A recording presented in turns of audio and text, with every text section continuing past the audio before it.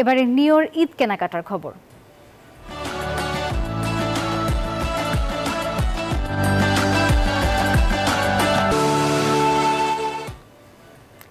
দর্শক, জমে উঠেছে ঈদ কেনাকাটা। এই বিষয়ে আরো খবর জানাতে রাজধানীর বসুন্ধরা সিটি থেকে যোগ দিচ্ছেন সহকর্মী অন্তরা বিশ্বাস। অন্তরা, শেষ দিকে ঈদ কেনাকাটা কেমন দেখছেন, বিস্তারিত জানাবেন।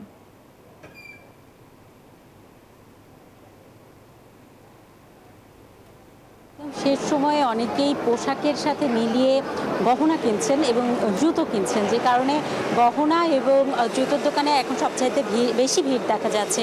সেই সঙ্গে যারা কসমেটিক্স কিনছেন তারাও কিন্তু বলছেন যে আগে না কিনে একদম পোশাক কেনা শেষ হওয়ার পরেই তারা আসলে কসমেটিক্সের দিকে ঝুঁকছেন। আর আরেকটি বিষয় আসলে প্রথম থেকেই সবাই আসলে বলছিলেন যে এবারে দামটা চড়া হওয়ায় খুব একটা স্বস্তি বোধ করছেন না ক্রেতারা, এমনকি বিক্রেতারাও স্বস্তি বোধ করছেন না।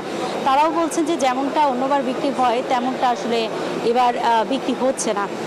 তবে তারপরেও আসলে যেটা বিক্রি হচ্ছে তাতে যে খুব একেবারে অসন্তুষ্ট তা নন সব ক্রেতা বা বিক্রেতা।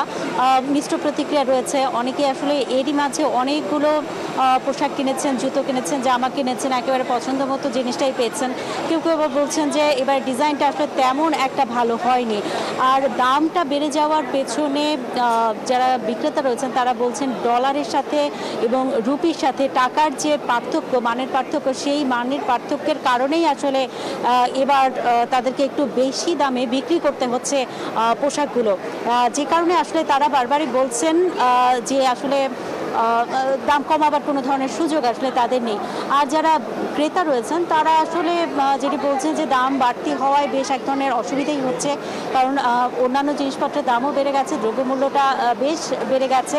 আবার নতুন বিশেষ কোনো মানে ডিজাইনের পোশাকও যে এসেছে তাও না, সেটিও আসলে তাদের আরেক ধরনের বিরক্তির উদ্রেক করছে। কিন্তু তারপরেও ঈদ বলে কথা, কেনাকাটা তো কম বেশি সবাই করছেন, সেই কেনাকাটার চিত্রটাই আসলে এখন দেখা যাচ্ছে। এই ছিল আমার কাছে এখান থেকে সর্বশেষ খবর। নাফিসা, ধন্যবাদ আপনাকে অন্তরা।